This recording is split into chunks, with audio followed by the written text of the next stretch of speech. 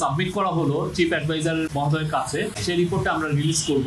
R at the same time আমরা দুটো vital video পেয়েছি যেটা থেকে আমরা কিভাবে আগুনের সূত্রপাত হলো, বিশেষ করে যেই জায়গা থেকে লুজ কানেকশনের কারণে হয়েছে, যেটা আমরা ধরছি যে স্পার্কের কারণে, সেই জায়গার সেই ভিডিওটা আমরা পেয়েছি। সেটার একটা ভিডিও আমরা আশা করছি যে আমরা রিলিজ করতে পারবো। এবং এট দ্য সেম টাইম একটা কুকুর, আপনারা জানেন যে একটা কুকুর মারা গিয়েছে, হ্যাঁ, সেই কুকুরটা কিভাবে মারা গেল সেটারও আমরা একটা ভিডিও পেয়েছি, আমরা ওইটাও রিলিজ করবো। আপনারা দেখবেন, আমরা দেই, আপনি দেখেন, এটা আপনারা পাবেন। আর অন্যান্য বাকি তো ওনারা বললো, কমিটি যখন তাদের ফাইনাল রিপোর্ট দেন, স্যার পুরো 1 ঘন্টা তাদের রিপোর্টটা শুনেছেন এবং শোনার পরে পুরো টিমকে অভিনন্দন জানিয়েছেন এবং উনি তাদের কাছ থেকে লং টার্ম রিকমেন্ডেশন চেয়েছেন, যাতে ফাইনাল রিপোর্টে এই রিকমেন্ডেশনগুলো থাকে, যাতে সচিবালয়ে এরকম কোনো ফায়ার আর যেন না ঘটে এবং সেটার জন্য যত রকমের ব্যবস্থা নেওয়া যায় সেই ব্যবস্থাগুলোর জন্য আমরা নিতে, সে বিষয়ে উনি সবাইকে বলেছেন এবং বিশেষজ্ঞ মণ্ডলী স্যারকে জানিয়েছেন যে না, তারা তাদের ফাইনাল রিপোর্টে এই পুরো বিষয়গুলো থাকবে। ভিডিওর মাধ্যমে পেয়ে যেটা দেখেছি, যেটা আমরা আগের ভিডিও পাওয়ার আগে রিপোর্ট তৈরি করেছি, যেটা পুরোপুরিভাবে মিলে গেছে। আগুনের সূত্রপাতটা সময়টা 1:32 থেকে 1:39 মিনিট। আগুনের সূত্রপাতটা একটা নির্দিষ্ট সময় নয়, 7 মিনিট ধরে আস্তে আস্তে স্পার্কের মাধ্যমে যে এই জায়গাটা আগুন লাগে সেই জায়গাটা আস্তে আস্তে হটেড হয়েছে, গরম হয়েছে। প্রথম দিকে সেখান থেকে মেল্টেড ম্যাটেরিয়াল ঘষে ঘষে পড়েছে, তারপরে এটা একসময় ইগনিশন টেম্পারেচারে গিয়েছে, তারপরে আগুন ধরেছে, আগুন ধরার সাথে সাথে ধোঁয়া হয়েছে এবং সেখানে আগুনের ফ্লেম তৈরি হয়েছে। ফ্লেমটা ভার্টিক্যালি উপর দিকে উঠে গেছে আর ধোঁয়াটা সচিবালয়ের বিল্ডিং এর টানেলের এফেক্টের কারণে পশ্চিম দিক দিয়ে পূর্ব দিকে বেরিয়ে গেছে, যেটা আপাত দৃষ্টিতে মনে হয়েছে জিনিসটা দুই জায়গায়, আপাত দৃষ্টিতে দুই দিকে মনে হয়েছে। বাস্তবে সোর্স একটাই, কিন্তু বাতাসের গতি, বিল্ডিং এর ডিজাইনের ভিন্নতার কারণে দুই দিকে প্রবাহিত হয়েছে। মোটামুটি 12 থেকে 14 মিনিটে এই মানে যে আগুনটা উৎপাদিত হয়েছে সেটা ফ্ল্যাশ ওভার হয়েছে, এটা চূড়ান্ত আগুনে রূপায়িত হয়েছে, যেটা ভার্টিক্যালি উঠে গেছে এবং যেটা নিবানো অত্যন্ত কঠিন পর্যায়ে চলে গেছে। এই যে একটা টানেল এফেক্ট এবং এই যে ফ্ল্যাশ ওভার হয়ে যাওয়া, যেই কারণে আগুনটা নিভাতে খুব কষ্টসাধ্য ছিল, সময় সাপেক্ষ ছিল। 6 তলার আগুনটা যখন ছড়িয়ে গেছে, 6 তলা না নিভিয়ে 7 তলায় যাওয়ার সুযোগ ছিল না, যার জন্য ফায়ার ব্রিগেডকে 6 তলা শেষ করেই 7 তলায় উঠতে হয়েছে। নিরুপায় হয়ে, জীবনের নিরাপত্তা বিঘ্নিত হওয়ার ভয়ে তাদেরকে জীবনের রিস্ক নিয়েই এই কাজটা করতে হয়েছে, যার ফলে বাড়তি কিছু সময় লেগেছে। আমি মনে হয় আপাতত এটাকে থামি, যেহেতু আরো অনেক আছে।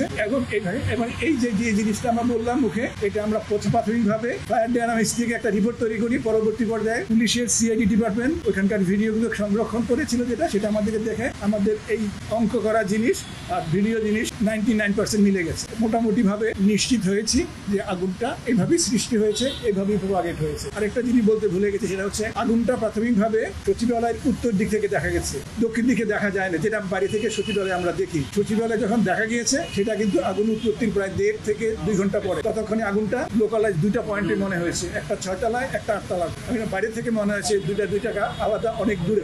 বাস্তবে ভিতরে এটা ইন্টারনালি কানেক্টেড ছিল, যেটা বাইরে থেকে বুঝতে অসুবিধা হয়েছে। লুজ কানেকশনের জন্য বেশ কিছু ব্যাপার বলতে হবে আমাকে। প্রথম হচ্ছে যখন আমরা একটা সকেট লাগাই, it is a loose connection. যখন আমরা তার জোড়া দেই, দিস ইজ লুজ কানেকশন। দুটো আলাদাভাবে বলি। সকেটে যখন ঢুকাই, এই সকেটের অনেক সময় ম্যাচিং হয় না, তারপরে আমরা জোর করে ঢুকাই। 2 নম্বর হচ্ছে এই সকেট কয়েকবার ঢুকানোর পরে এটা লুজ হয়ে যায় তার ম্যাটেরিয়ালের গুণগত কারণে। আমাদের দেশে যে সকেট পয়েন্টগুলো পাওয়া যায় বিভিন্ন দামের, এই বিভিন্ন দামের কারণে এর কোয়ালিটি অ্যাসুরেন্স করা যায় না, যার জন্য সময়ে এগুলো লুজ হয়ে যায়। আমরা একই জিনিস যখন বারবার ব্যবহার করি, এটার একটা এইজিং এফেক্ট আছে, সময়ের সাথে এর কোয়ালিটিটা খারাপ হতে থাকে। আমাদের এই জিনিসটা পরিবর্তন করা দরকার, যেটা আমরা করি না, যার জন্য আমরা অনেক সময় দেখাই যে সকেট ঢুকে দেখলে একটা স্পার্ক আমরা দেখতে পাই। আমার মনে হয় আপনারা সবাই নিজেদের বাড়িতে যখন সকেট লাগান, কোনো না কোনো সময় স্পার্কটা দেখেছেন। আর যেটা হচ্ছে কানেকশনে যেটা বলি আমরা, জোড়া দেওয়ার ব্যাপারটা বলি আমরা, এটা আমাদের ব্যক্তিগত চরিত্রের ব্যাপার আছে।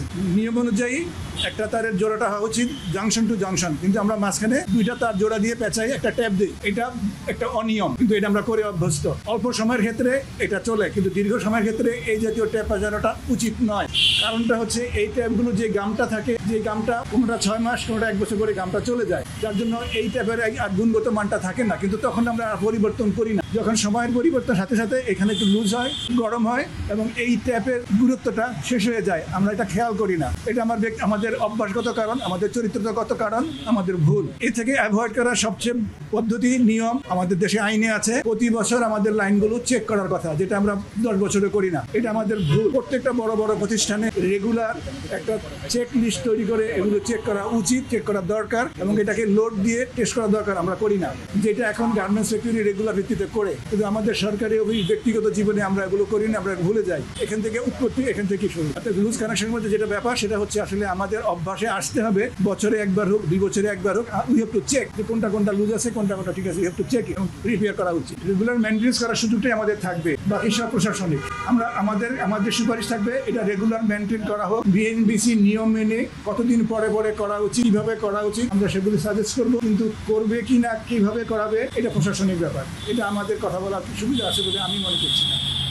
যেটুকু নষ্ট হয়েছে তা মেরামত যোগ্য, যেটুকু নষ্ট হয়েছে তা মেরামত যোগ্য। আমাদের সঙ্গে সিভিল ইঞ্জিনিয়ার ছিলেন, তিনি বলেছেন এটা মেরামত যোগ্য। আমি সিভিল ইঞ্জিনিয়ার নই, আমি ফায়ার এক্সপার্ট। লুজ কানেকশনের কারণে ইলেকট্রিসিটি থেকে আগুনটার উৎপত্তি হয়েছে, এটা হলো প্রাথমিক আমাদের অনুসন্ধান। এবং এতে এখন পর্যন্ত কোন রকমের অন্য কোনো ব্যক্তির কোনো সংশ্লিষ্টতা আমরা খুঁজে পাইনি। আমাদের যারা অন্য টিমের এক্সপার্টরা আছেন তারা তাদের অবজারভেশন গুলো এখন বলবেন। ক্ষয়ক্ষতি নিরূপণের কাজ আমরা ইতিমধ্যে, যেহেতু এটা একটা ক্রাইম সিন ছিল, সেহেতু এর মধ্যে কাউকে প্রবেশ করতে দিইনি। ওখানে 6টা মন্ত্রণালয় কাজ করছে, ফলে এদেরকে ইন্ডিপেন্ডেন্টলি তাদের এই জিনিসগুলো করার জন্য বলা হয়েছে। আর পিডব্লিউডির একটা টিম ইতিমধ্যে কাজ করছে ওখানে, টু ফাইন্ড আউট যে ফিজিক্যালি বিল্ডিং এর কি কি ক্ষতি হয়েছে আর ইন্টারনাল ক্ষতি যেগুলো হয়েছে প্রত্যেকটা মন্ত্রণালয় সেগুলো আলাদাভাবে তৈরি করা। অর্থাৎ এই মুহূর্তে আমি বলতে পারবো না ঠিক কত, এটা আশা করছি হয়তো ফাইনাল রিপোর্ট যখন সাবমিট করবো তখন হয়তো ইনশাআল্লাহ বলতে পারবো। আমি ফিজিক্যালি 2বার পুরো বিল্ডিংটা উঠেছি, প্রতিটা রুমে হেঁটে ঘুরে দেখেছি, আমরা সবাই গিয়েছি। কয়েকটা রুমে পড়েছে, কিন্তু রথি যেখানে থাকে সেখানে কিছু পড়ে নিয়ে পর্যন্ত। তারপরেও আমরা এই যে টিমকে এতদিন তো কেউ যেতে পারে নাই, আমরা এখন বলেছি যে ওনারা হয়তো কালকে বা পরশু থেকে মন্ত্রণালয়গুলো নিজেরা অডিট করা শুরু করবে। এখন এটা ক্রাইম সিন আছে, কিছু আলামতের ব্যাপার আছে, ফলে আমার মনে হয় না যে কোনো এতে অসুবিধা হবে। একটা কথা উঠতে পারে যে এটা কি আসলে কেউ দূরের থেকে কিছু করলো না, আমরা গোয়েন্দা বইয়ে যেরকম পড়ি না, এরকম চিন্তা থাকেই মানুষ। ওই একটা জিনিসের জন্য কতগুলো অ্যাডভান্স টেস্ট লাগে, যেগুলো আমাদের দেশে হয় না। নর্মালি এর আগে এই ধরনের সিদ্ধান্ত আমরা কোনো সময় নেইনি, বাংলাদেশে নেওয়া হয়নি, কিন্তু আমরা মনে করেছি যে এই ক্যাপাবিলিটি আমাদের থাকা উচিত। দিনকে দিন টেকনোলজি বাড়ছে, আমরা যদি এর সাথে পিক আপ না করতে পারি তাহলে আমাদের জন্য অসুবিধা। অতএব আমাদের বুয়েটের বিশেষজ্ঞ দল এবং ফায়ারের থেকে কিছু কতগুলো টেস্ট সাজেস্ট করা হয়েছে। কিছু টেস্ট অলরেডি আর্মি ল্যাবে চলছে, আর কিছু আমরা সিঙ্গাপুর এবং ইন্দোনেশিয়া পাঠাবো যাতে এগুলো আসে এবং এই টেকনোলজিগুলো যেন আলটিমেটলি আমার নিজেদের ভিতরে আমরা বিল্ট ইন করতে পারি। এইটাতে আরো একটা জিনিস হচ্ছে যে একটা মেটাল কাটলে পরে কতদিন আগে কাটা হয়েছে সেটার যে টেস্টগুলো, এই টেস্টগুলো আমাদের এখন ক্যাপাবিলিটি নাই, সেগুলো ডেভেলপ করার চেষ্টা করি। যে জায়গায় সম্ভব আগুন লাগার যে রুমগুলো আমরা পেয়েছি, আমরা ওখান থেকে 3টা নমুনা সংগ্রহ করি 3টা জায়গা থেকে, এবং ফায়ার সার্ভিস এবং সিভিল ডিফেন্সও আমাদেরকে একটা নমুনা দিয়েছে যে কোনো ধরনের বিস্ফোরক ব্যবহার করে নাশকতামূলকভাবে কি এখানে আগুন লাগানো হয়েছিল। আমার এরিয়াটা ছিল এটাকে যাচাই করা।